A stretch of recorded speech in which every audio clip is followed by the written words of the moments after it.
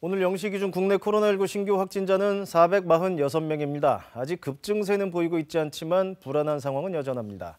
백신 접종자 수는 0시까지 38만 3천여 명으로 늘었습니다. 재난방송센터 연결합니다. 신방실 기자. 어제 안성에 있는 축산물 공판장 집단 감염이 통계에 반영되면서 이 신규 확진자가 더 늘어난 것 같아요. 오전에 발표된 현황 어떻습니까? 네, 그렇습니다. 오늘 발표된 신규 확진자는 446명으로 국내 발생이 427명, 그리고 해외 유입이 19명입니다. 전날보다 정확하게 100명이 늘었는데요. 평일이 되면서 다시 검사 건수가 주말보다 3만 건 이상 늘었기 때문으로 보입니다. 지역별 현황을 봤더니 말씀하신 것처럼 경기도가 181명으로 가장 많습니다.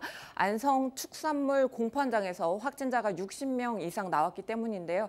서울에서는 강동구 고등학교 등지에서 소규모 집단 감염 이어지면서 98명이 확진됐습니다.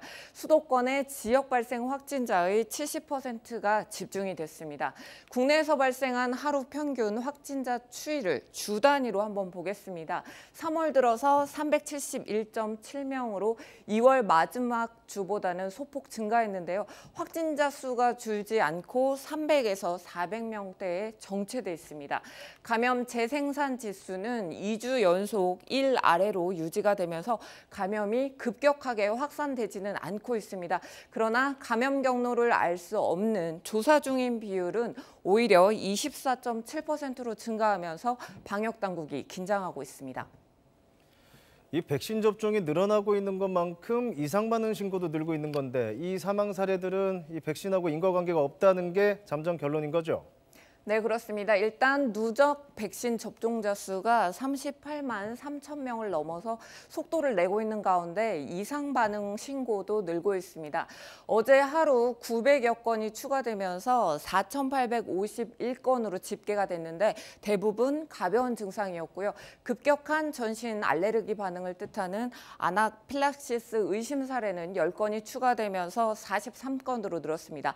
또 사망 신고 사례도 2건이 늘어서 13건이 됐습니다.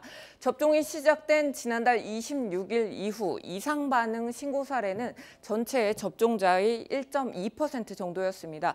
근육통이나 발열, 두통 순으로 많았는데요. 대부분 자연적으로 면역이 형성되는 과정에서 나타나는 증상이었다고 방역당국은 밝혔습니다. 또 백신 접종 후 사망한 사례 가운데 8명을 분석한 결과도 어제 발표됐는데요. 기저질환 악화 등에 의한 사망으로 판단된다면서 예방접종과 인과성은 인정하기 어렵다는 잠정 결론이 나왔습니다. 보건당국은 접종을 중단할 정도의 사안은 아니라면서 이번 주 안에 65세 이상 고령층에게도 아스트라제네카 백신을 접종할지 최종 결정하겠다고 밝혔습니다. 정부는 최근 사업장을 중심으로 집단 발생이 이어지고 있고 또 새학기 등교와 봄철 여행 등으로 이동량이 증가하는 점을 위험 요소로 꼽았습니다. 또 해외에서 유입된 변이 바이러스가 지역사회로 퍼질 위험성도 여전히 있는 상황입니다. 다시 한번 경각심을 가지고 거리 두기 등 방역 수칙을 철저히 지켜야겠습니다. 지금까지 재난방송센터에서 KBS 뉴스 신방실입니다.